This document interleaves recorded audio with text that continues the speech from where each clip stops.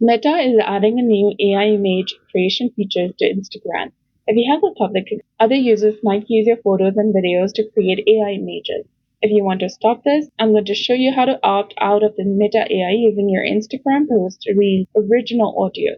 To opt out, first update your Instagram app to the latest version to access all the settings.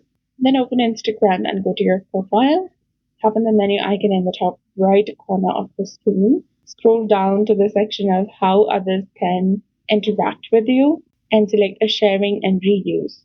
Scroll down to the section of allow people to reuse your content on Instagram. Turn the switches off. Next to post reels to turn off the content reuse.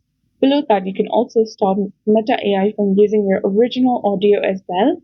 Tap on the reel switch to disable this as well.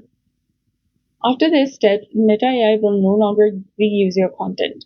This won't remove content already created with Meta AI before you changed these settings, but it will prevent future reuse.